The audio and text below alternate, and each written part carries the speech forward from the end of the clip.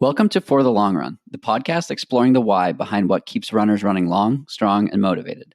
I'm your host, Jonathan Levitt. Through personal and professional connections in the running world, I have the privilege of getting to know some amazing athletes. I've always been fascinated by the psychological aspect of running, and this podcast is aimed at exploring this and much more. I hope you enjoy. Welcome back. Today I have Adam Merry joining me on the podcast. Adam, thanks so much for taking the time to chat. What's up, Jonathan? Thanks for having me, man. Stoked. For sure. So first question, it's always a tough one. Who is Adam?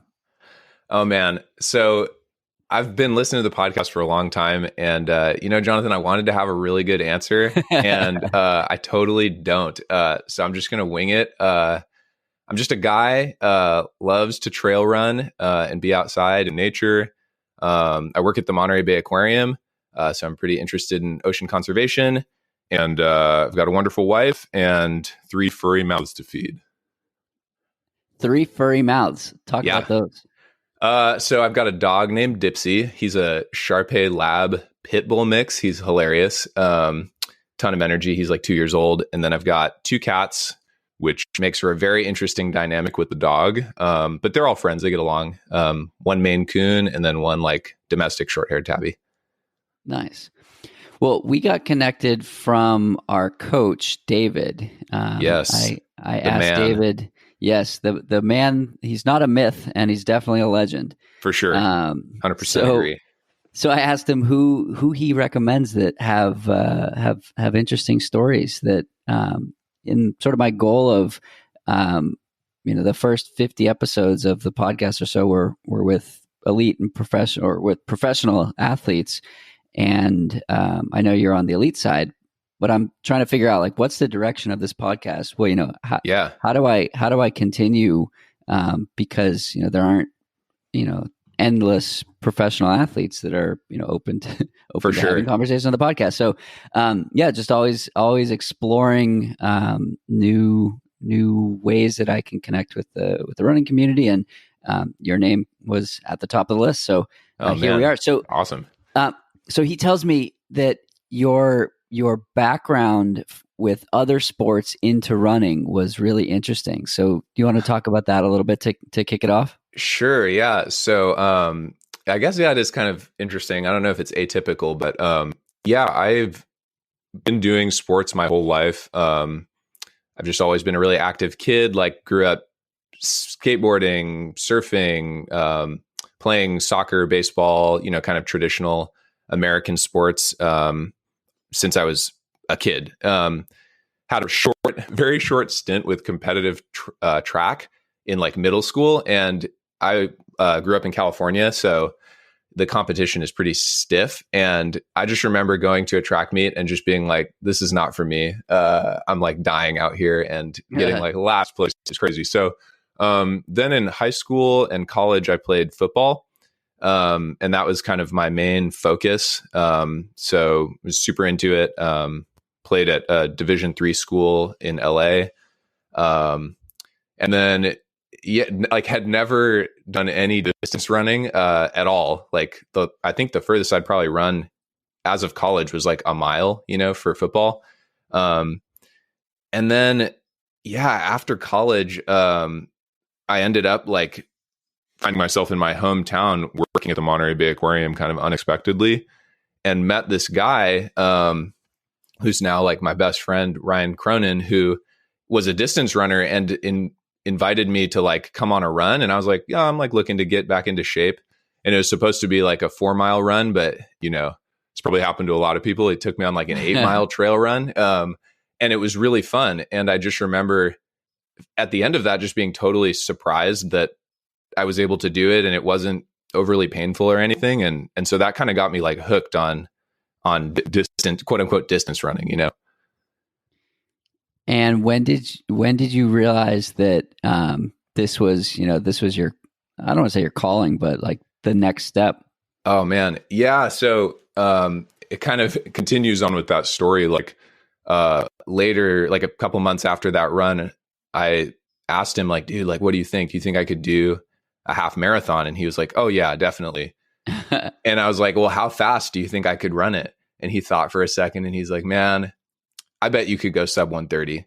And I had no context for what that meant, but I was just like, okay, like sub 130. Sounds good. Yeah. It sounds good. Yeah. And I have like a competitive background. So it was like something to just kind of work toward.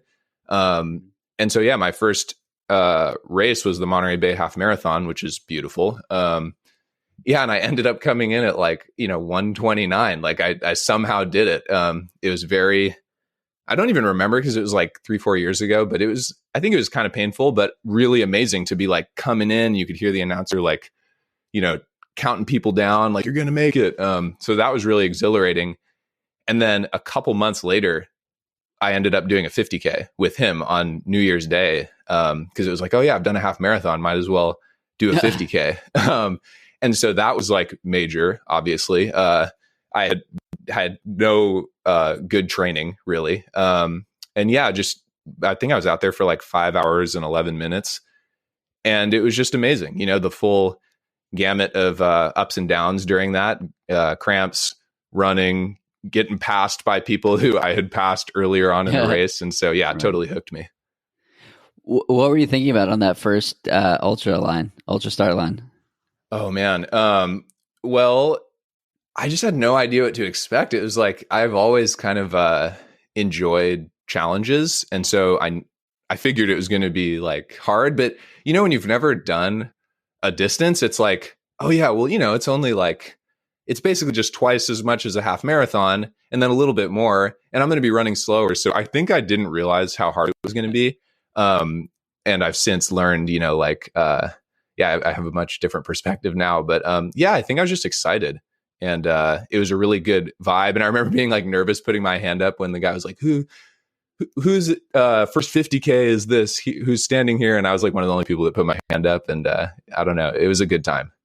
And you had never run beyond a half marathon at that point, right? Yeah. So I remember distinctly like descending down into Bear Gulch, like, at 13 miles, and my watch rolled over a half marathon. And I was like, all right, this is the furthest I've ever run.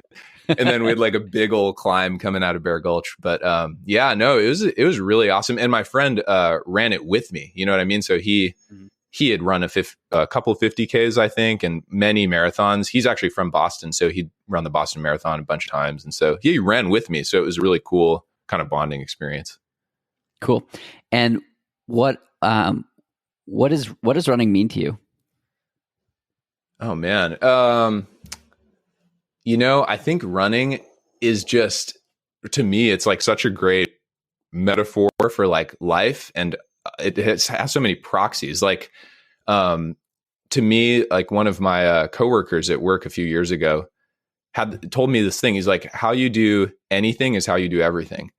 And so I approach running. I try to be really mindful, appreciate the day to day. I really love just getting to go out for 1 to 2 hours every day and like be outside, appreciate the weather, stay physically fit, be disciplined and have a long-term focus, and just focus on doing the best I can that day. And I love doing all the little things like trying to, eat well and like do my recovery. And so I think it applies for me to like other aspects of my life. Like I love to cook. And so I kind of approach cooking in the same way. I think I've learned how to approach other aspects of my life with the same discipline that I've learned through running. Yeah, I think it's cool when you can take what you learn in running or take what you learn in life and apply it, not in the opposite way, but apply it back and forth. Totally. So now what's the goal? What are you chasing? What's your focus? How are you handling life in 2020 as a runner, at least?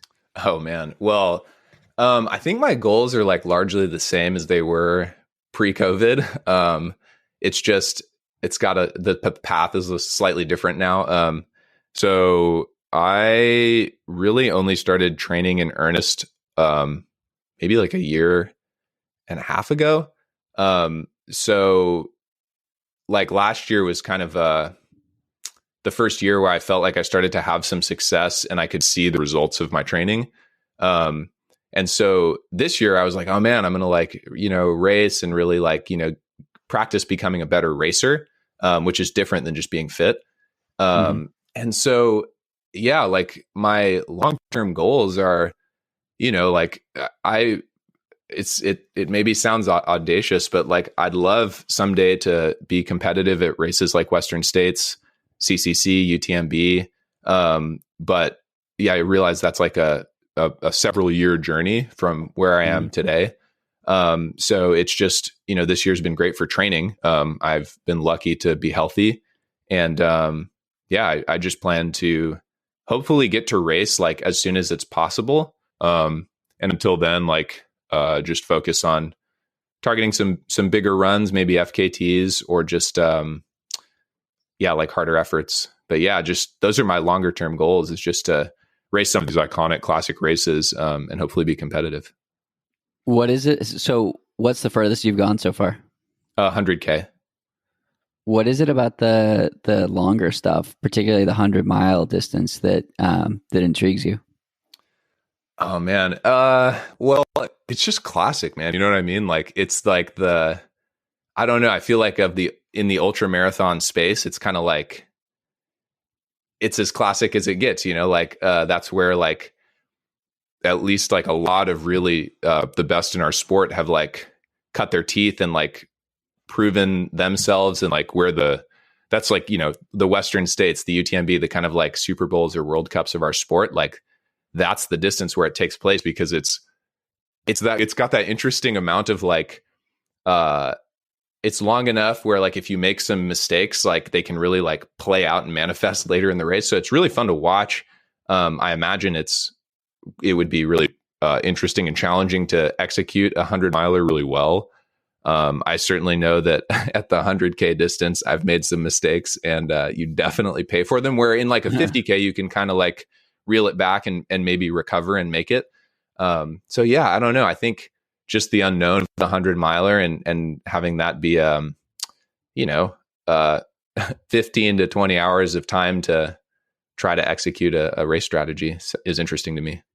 Let's talk about those mistakes that you make along the way. What's one that was particularly memorable that you took and said, "Okay, thank you for that.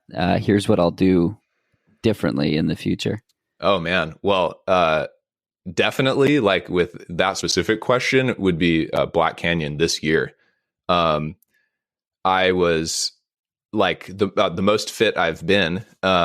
I felt like really strong. I had a really great build leading into that race. I just felt super good about my training going in. And I was like hoping to get a golden ticket. I had like cranked out like 300-mile weeks back to back, ripped a really fast 50K at the end of it. And I like, 6 weeks before the race. And so I was like, okay, like I'm primed, I'm ready. And all of that is to just say, I showed up to Black Canyon this year and just got too excited, man. Like I'd raced like, several 50-milers. I'd done Black Canyon the year before. And just what I learned in that race was like, so here, the first problem was like, I was kind of up with Hayden Hawks for the first like 20 miles. Like, I think I came through mile 20, like a minute behind him. Yeah. Which was like, I should have known like that was a bad call. But yeah, I just kind of blew up like at mile 30, just kind of the wheels started seriously falling off. I skipped an aid station, which was a mistake. So I got dehydrated because it got quite hot. And just kind of watching all that work I had put in, and like, it just kind of was like slipping away, And one thing I was lucky enough to have one of my buddies pace me from, I don't know, I guess it's like mile 38 to the finish, when you can pick up your pacer. And, I was like pretty low. I was like, damn, dude, like I'm not going to get the golden ticket. Like, I don't know. And he encouraged me to finish if I wanted to finish. And I'm really proud that rather than just like throwing in the towel, that I did finish the race. I don't remember what my time was. I think it was like, I don't know, 9:30 or something like that. But it was just like, I did finish. But what I learned in that race was like, I don't need to practice getting more fit. Like I'll get more fit through training more. What I need to practice is racing against like elite runners or like the best in the world, because you've got to really have this confidence to like race within yourself and not get caught up, with Jamil Curry, like running behind you with the camera, or like, oh man, I'm like kind of off the front. This is really cool. I'm feeling great. Yeah, my heart rate's high, but it's all good. It's like, it's not all good. So, Right. yeah. And then I kind of a month later wanted to apply those lessons in Pioneer Spirit, this 50 miler up in Cool, California. And I was really proud. Like, obviously I wasn't fresh or primed for that, but I stuck to a plan, like didn't get caught up trying to race at the front, and ended up coming in the top 10. So that was cool. Yeah. The running within yourself or running your own race is something that I struggle with. And for me, it was so hard. Yeah. Right. And because it's like, oh, I feel good. I just want to take a chance, take a risk. But there's taking a risk, and then there's like taking a calculated risk. Totally. So how do you practice that? How do you get to a place where you're not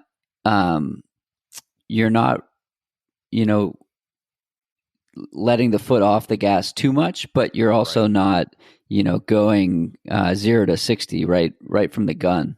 Yeah, no, totally. And it's, I guess, I know David has mentioned to me that like, especially someone that like me who has more of a sprint background, like I need to be really careful about getting going too fast too early, because that I'll have a bigger chance of like blowing up. But I really believe, which was kind of the goal for this year, that like you learn that through practicing racing at whatever level you're trying to race at. So like if I want to compete at the highest level, like I need to compete with other runners at the highest level to practice that discipline, and self-belief. And just, ultra racing, this is like, it's a war of attrition. It's like, just wait for people to do themselves in. Like if you can have the confidence and self-restraint to just run your own race, like people will come back, and I think that just comes through practice racing. Definitely.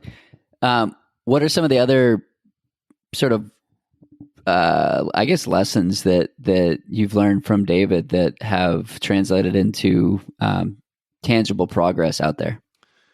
Oh man, like, well, I mean, this, like David is just like an awesome guy, really supportive, kick-ass coach. But just, I mean, probably the most tangible one, because I've only been working with him for like, I don't know, like 6 weeks or 2 months. But the biggest difference I've seen immediately, I guess, two, like one's physical and one is kind of emotional. The physical one is just, I wasn't running enough easy runs like before I started working with him. So I've noticed that by running easier, like basically I run easy, like except for twice a week, and there's like 2 workouts per week, or like 1 workout and then like a long run with some work in it. And I just noticed that I show up with more energy for those, not only physical, but mental energy. And so that I've felt a lot stronger since I started doing that. So that's like, has been really great. And then just, I've really felt like so uplifted and encouraged by David's like words of affirmation just in our training log, like it's really cool to have someone who believes in you so much and validates you on a daily basis that, I kind of feel like, obviously like my wife and friends do that as well, but like, I don't know, it means a lot. So I think to me, that's been really beneficial just to have like to kind of build my own confidence. And yeah, that's been really great. Yeah, I think both are huge. On the physical side, that was the biggest thing for me. I was, if I didn't run a run at 7:30 or faster, it was a wasted effort. And now it's like I literally haven't had a run below an 8-minute average in 2 months. Hell yeah! And like I'm running trails, and so the pace doesn't matter. Totally. And I think it's huge, and it's you stay fresher, you stay more excited when you get to go fast. And I haven't had a workout in a few months, and when I do, I'm gonna hopefully not, overdo it, but Totally. I'll be ready. And then, the Wednesday workout and the Saturday spicy long run Yeah. is great. And like, that's the, 20% of the weekly work, Yep. with the rest of it being super chill and super easy. And I think it lends for an interesting and a different experience with running. I mean, prior to the COVID shutdown, I was running with coworkers, I was running with friends who are, all different paces. And the cool thing is, like, you can run with someone who you're slow is their fast. Oh yeah. And like giving yourself that grace to be able to do that. Totally. Well, and I don't know about you, but like for me, as soon as I started running easy more often, these little niggles that I've had for a long time, like, have gone away. Right. And so I don't know, that's been like another great side effect. Yeah, for sure. So the other piece is the, relentless enthusiasm and positivity. And I think that Oh yeah. I didn't think I needed that, and it's funny, like, how much I look forward to that on a regular basis. And there are so many people that I think need that now more than ever. Like, you're awesome, you're great. Celebrate that. And Hell yeah. I think it's so important. Positive self-talk is the way, man. Yes. So how did you guys get connected? Well, real talk, I hit him up like, I guess it was like August or July of last year, just through his website, and obviously like, he's kind of like an icon in the trail running space, at least in my opinion. So I had been aware of him for years, and, like, he's also thrown down like some ridiculous times on my local, Right. trails out here. So, yeah, I just hit him up and was like, hey, like, would love to work with you. Kind of just short intro email, and he didn't have space at the time. So I kind of just bided my time and was like, man, like, I really want to work with David. Like, I feel like his coaching style would really fit well with who I am. And I reached back out to him after Pioneer Spirit because I had seen him. I came through an aid station like at mile 6 or something, a little bit behind Matt. And so he was still there and he cheered me on. And I don't know, I mentioned that in my next email and I think he might have remembered. So that's kind of how I got connected. Cool. And so are you in Southern California? No, I'm in Central California, Monterey. So, Oh, nice. Yeah, it's like 2 hours south of San Francisco, right on the coast. Cool. So what's your trail community like out there? It's pretty good. So we actually have like really great trail running. We have Fort Ord National Monument that's like 20 minutes from here. Some great trails in Pebble Beach, and there's a lot of people who love to trail run. We have a local like a pub run that was taking place every Thursday before COVID. We do some trail running there, but yeah, I'd say there's like, I don't know, 10, 20, 30 people that trail run, and many of them race. So yeah, it's a pretty good community, I'd say. And you're a part of Rabbit as well, right? Yeah. So that's recent. They're also like a really awesome like apparel company. They make great clothes, but like I've just felt like what they have created in terms of like community in the trail running space has just been really cool. And I've followed like a lot of their athletes for a long time, and so and their presence at races. It's just, I don't know, it's a really cool company and brand to be a part of. Definitely. So let's talk. One of the things you mentioned is that your professional career is about ocean conservation. And we're in this time where I think more needs to be done about environmental issues, among many of the other issues that need work.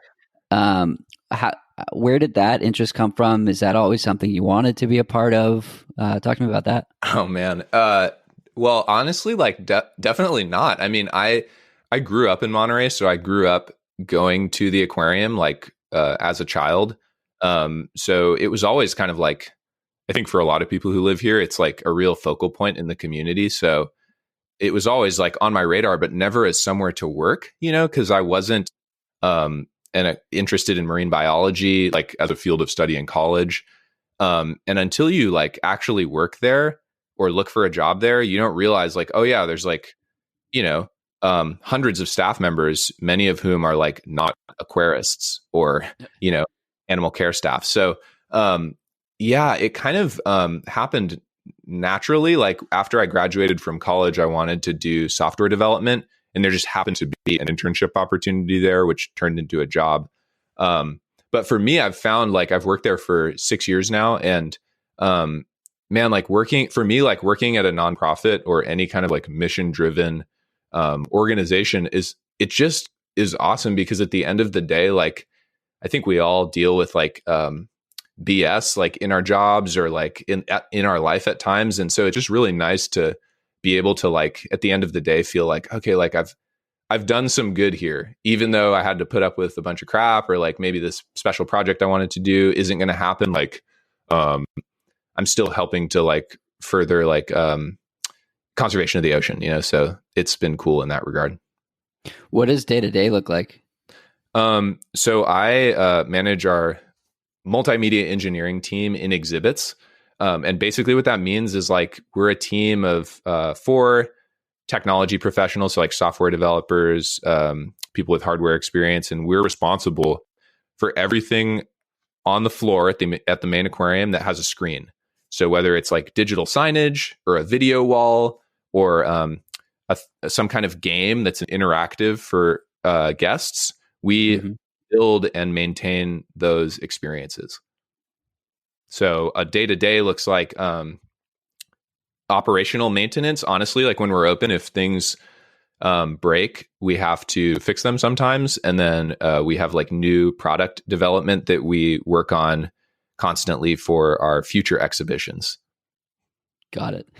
And how has 2020 impacted that? I'm guessing quite dramatically. Yeah. Well, so we're really lucky. Like we are like, you know, primarily like software developers. Like we're working on 3D experiences, like 3D games. A lot of the time are web applications, and that's really remote friendly. So when when shelter in place went into effect in California back in March, we kind of just didn't miss a beat. Like we already like manage our work using Trello, and so we just like went home and continued to do work. So it wasn't that big of a change, but I think for a lot of other staff at the aquarium, it was quite challenging. Cool. One of the things I like to discuss on the podcast is balance or lack of balance, or you know, whatever your interpretation of balance is. So it sounds like, you know, you've got a lot going on. It's, you know, a busy time in the world. How do you find balance, or do you find balance?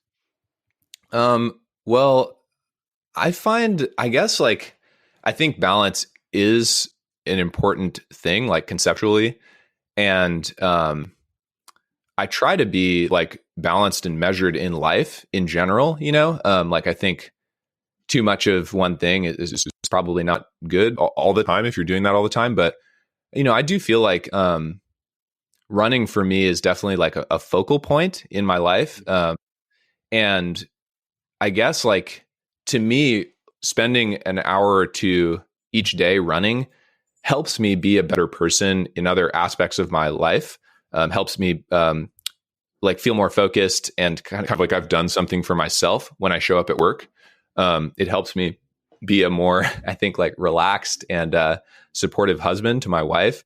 And I think just in general, like, you know, I probably feel more confident and satisfied with my running because I have other things in my life that are satisfying or adding value. Like I have a job or I have a wife, right? I feel like, like balance in that way for me, like having a diversity of things that you're doing, for me at least, like allows me to work harder at any one of those things because I know all my eggs aren't in one basket, you know? Yeah, and I think it ebbs and flows. So Lindsay Krause talked about this in our episode, and she said it's, you know, it's like a triangle, and the triangle is never the same shape or never the same type Totally. all year round. And I think it's good. I think, like she said, you know, sometimes it's obtuse, sometimes it's acute, and whether that's the running side or the life side or the, for sure, you know, whatnot, but it can't keep going further and further and further in one direction, because then the triangle breaks. Oh, definitely. I totally agree with that. That's a great metaphor. Yeah, she's definitely good with the words. Yeah. So I was browsing through your Instagram, and I'm I'm very curious about one of the things that you posted, Oh, specifically okay. related to the trail community and the lack of diversity in the trail Yeah, community. yeah. So you are a mixed race man, as you wrote about Yep. in this post, and I'm curious, what's your experience like in the trail community? Oh man, yeah. Thanks for asking.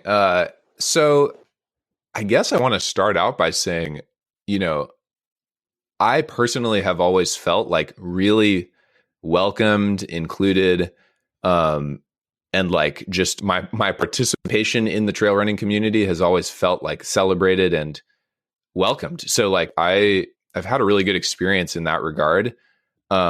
And I love, like, I feel like there's so many amazing, awesome people um, that come together because trail running is kind of like, you got to be a little bit crazy to want to do it. You got to love Right, nature. And so I feel like it's a lot of like-minded people right. doing that. But I guess particularly like as it relates to diversity, like it's just a fact, like we can all see it, like there isn't a lot of diversity in the sport.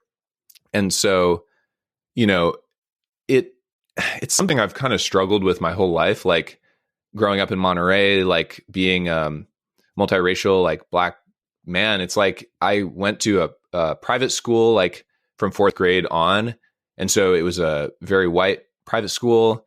You know, I Monterey is predominantly white community, and so I've always like felt like I'm surrounded by white people. It's not a bad thing. I have like most of my friends are white, so it's a good thing. It's just when it comes to trail running, it's like, oh man, it's such an amazing, beautiful sport and activity and thing that we all get to do together and that like enriches, I think, the soul.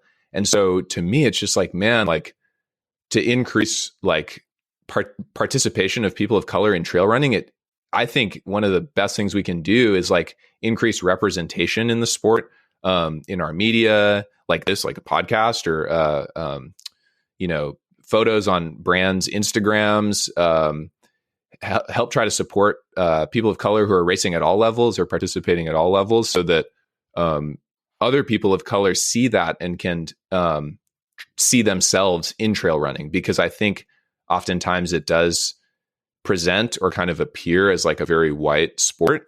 And it doesn't, I don't think it inherently is. You know what I mean?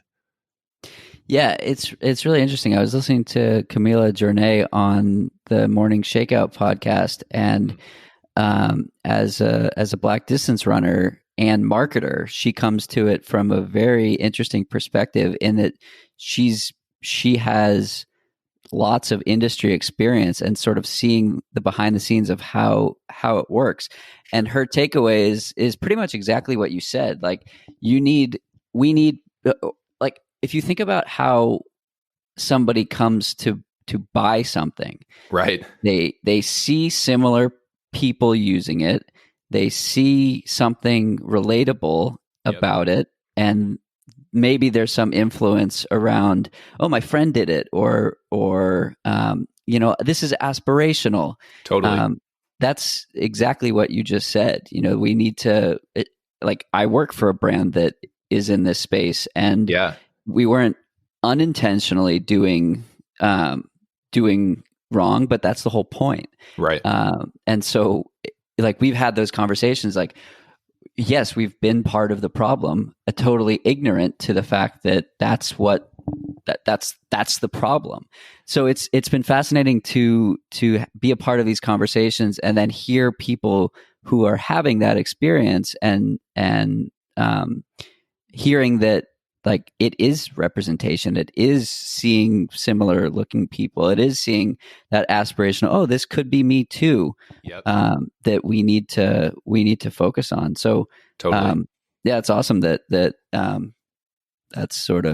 takeaway. Yeah, and just to like kind of like, I don't know, build on something you just said, like I mean, the fact that we're all having these conversations, I think is like so amazing and important. And it's part of the journey, right? Like I just growing up, like my whole life, there's been like, every time like the topic of race would come up in social studies or like just in conversation, it always felt like, oh God, like everyone's kind of looking at me, like I'm the only black guy in the room. It's like very awkward. But now I feel like in this moment, right, like there's a lot of terrible things that have happened, but one silver lining is that I feel like everyone kind of feels some ownership in it and feels like they have a place to stand kind of in this collective. And I just think it's so awesome. Like I've had so many conversations about race in the last few weeks with my friends that like would have been awkward or we wouldn't have had before all this. And so I think just the fact that you and your company's having those conversations, we as a community are having those conversations is like super inspiring and important. Yeah, and I think that's the important piece. Like, yes, it's uncomfortable. I was uncomfortable even bringing this up on this podcast with you. Yeah, and like that's the point. Like, we have to continue to do these things. Totally. I had something else I was going to say, and I totally forget it. But that's great, man. It's part of the work, It's part of how to make change. Yeah, and I think the cool part about it is that the analogy to running is so perfect in this or any type of systemic change, right? You can't be the best overnight. You can't run 100 miles overnight unless you're Jim Walmsley. Right. You can't, you can't, the analogy was you can't eat an elephant in one bite. Right. Totally. And so just like running, each brick helps, and every workout, every run, everything adds up. Yep. And so somebody said to me recently, I was talking again within our company, and her feedback was, think about what you can do differently tomorrow and the next day and the next week and the next month, and just focus on that. Because if everybody does that, that's progress. Yeah, because we all have our own networks, and so you have a conversation with one person, it can just spread so easily. I love that. So what has been the most surprising thing that's happened for you personally in the last couple of months? Well, I think honestly, like, oh man, there's kind of a lot of stuff, working with David has been awesome. Like, I don't know, just being on this podcast with you is crazy. It's super, I'm honored. But like, I think one of the coolest things has just been on a personal level to have kind of like found a voice in all of this, as it relates to like, Black Lives Matter and the Black experience. Like, man, growing up multiracial is at times very confusing. And I've just, to be honest with you, man, like in the last like couple months or weeks, growing up, it was like, especially when you grow up around like white people, it's like, I'm definitely not white. Like I don't look white, my mom's Black, like I'm not white. So I'm not white enough, but I'm also not like Black enough. You know what I mean? So there's this kind of like feeling of not belonging, or like the experiences I have, like, oh, I'm not like 100% Black. So I can't, maybe like, it doesn't count. But like lately, man, just, it's like, I have been discriminated against. Like I have these experiences that I can share. And it's just been so powerful because like, I have not historically used social media to really talk about anything of substance, which I kind of regret now. But at least like lately, like I made this post about my own experience in Monterey, like with racism. And I had like coworkers and friends talk to me and just thank me for posting that, because they had conversations like with their kids about that.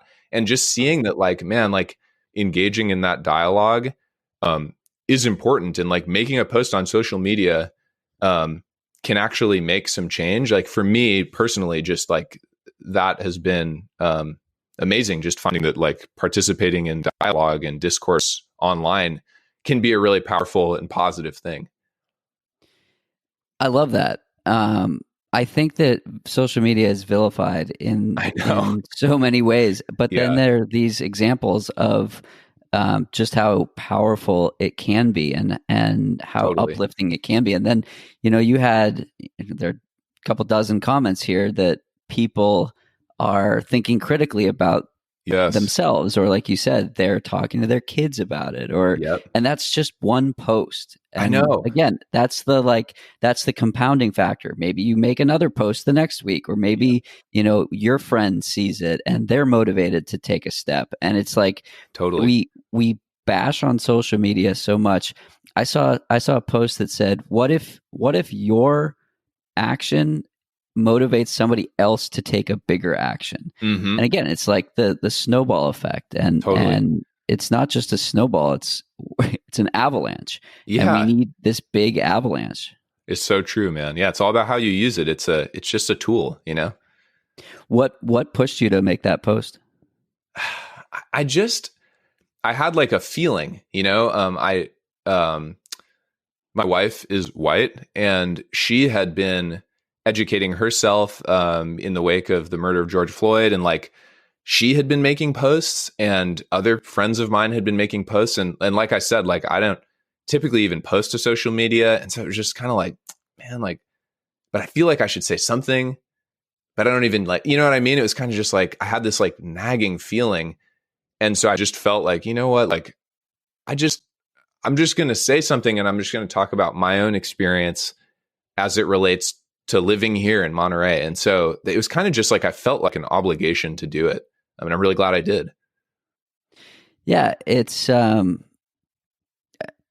I think it's just taking chances, and taking Yeah. risks, and like I was saying, like I find it to be horribly uncomfortable, but that's that's Yep. the point. Like I grew up in a very white town, where the Metco program existed, Mm, and Metco is, for those not familiar, literally busing in inner city um, people of color into damn. a very white suburban town.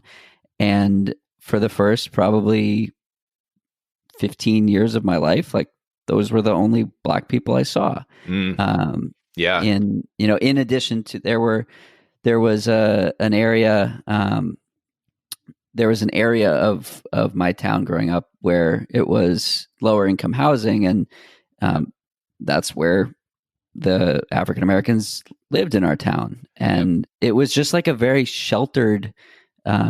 a very sheltered experience. And again, it's not, there was no malicious intent. It's just like Yeah. ignorance. And that's the problem. And I think a lot of people are discovering that. And it's been Totally. fascinating to have these conversations with my high school friends, with my, again, mostly white friends, Yeah.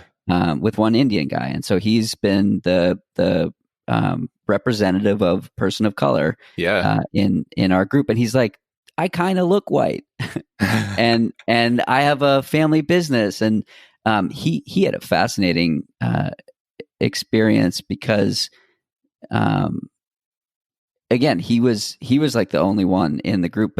But then looking at our college group, Mm, it was about half white, a handful of Asian Americans, and yep. then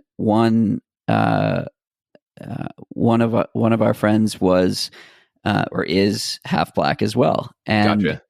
he he had an afro in college, Oh yeah. and it was awesome. And when we graduated, he cut it, and the reason that he cut it was so that he could get a job. Mm, And he acknowledged that at the time, and so that was 2012.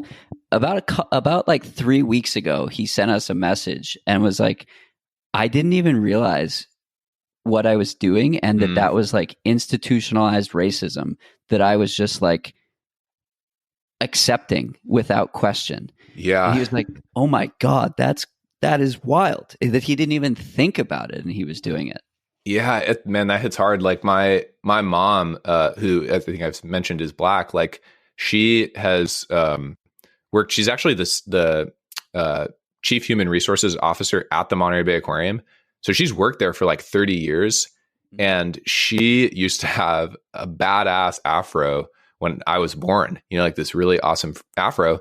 Yeah. And just, yeah, like same thing, like watching her kind of conform to yeah, that's the word. Yeah, these norms and expectations of a white business world. Is just like, it's what she had to do.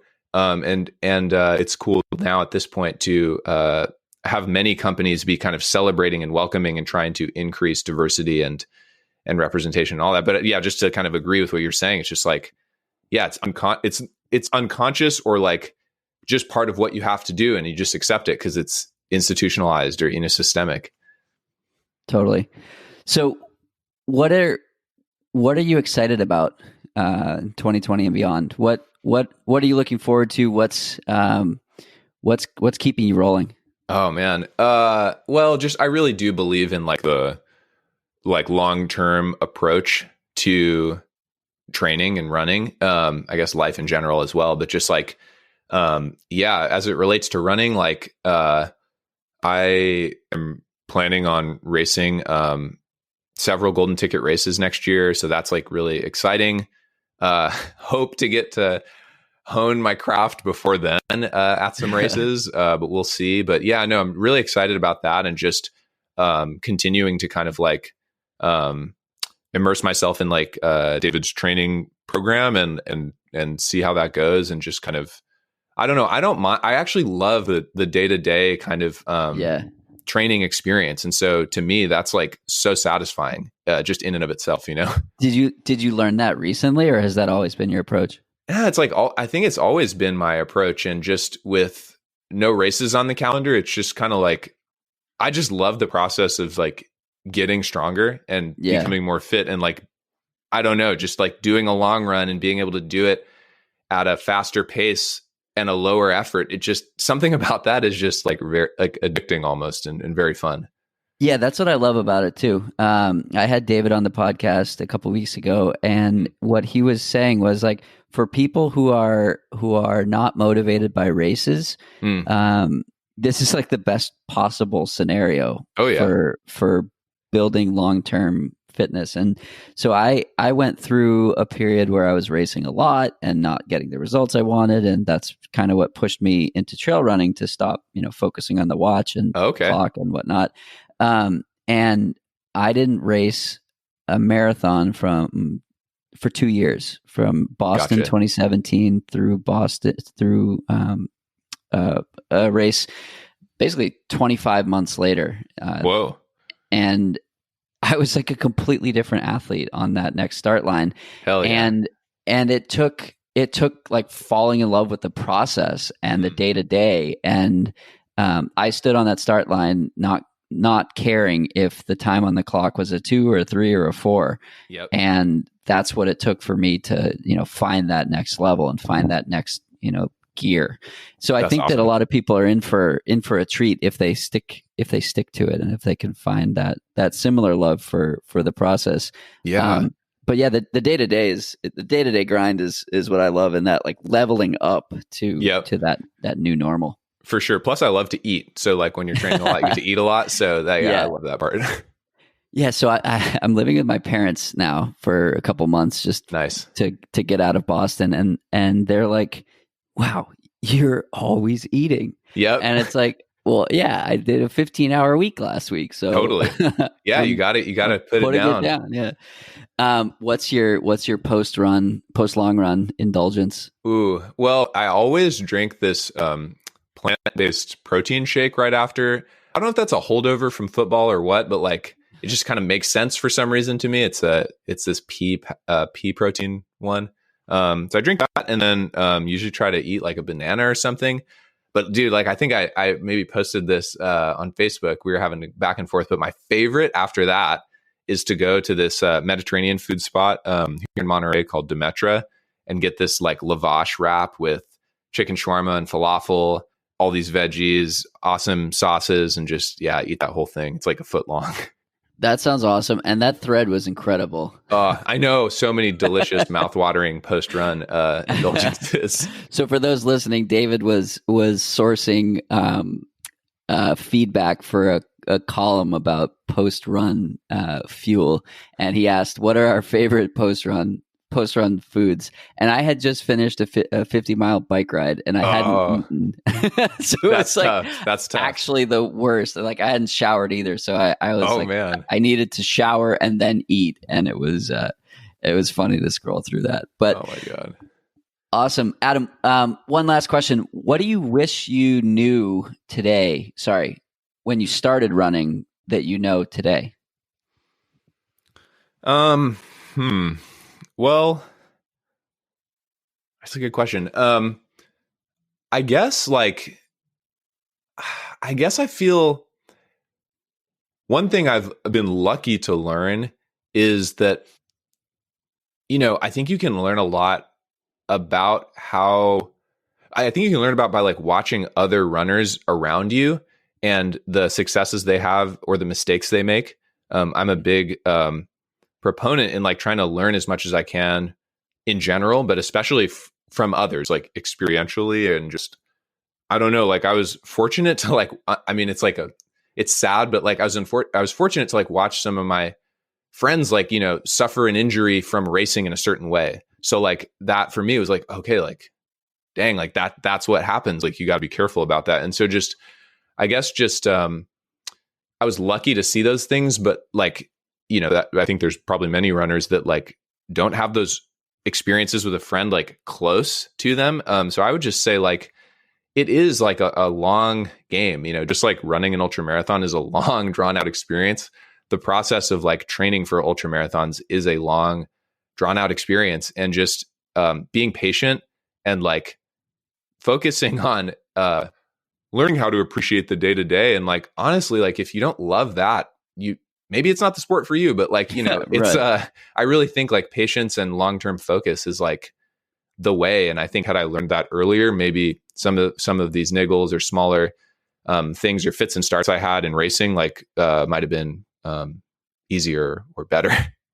Awesome. Where can we find you on social media to follow along with your journey? Oh yeah. So on Instagram, I'm a Mary Runner. Like my last name is Mary, so Merry. Great handle. Thanks. And on Strava, I'm just Adam Mary. That's pretty much where I'm at. Cool. Adam, hope to see you at some point in California or on a mountain somewhere. Hell yeah, man. Likewise. Soon. Yeah. Cool. Thanks for having me on. Of course. That's it for today's episode. Like many long runs, it's sad when it has to end. I hope you join in next week on For the Long Run. And in the meantime, happy trails. If you've enjoyed this episode, it would mean a lot to me if you shared it so that others can find it and enjoy it too.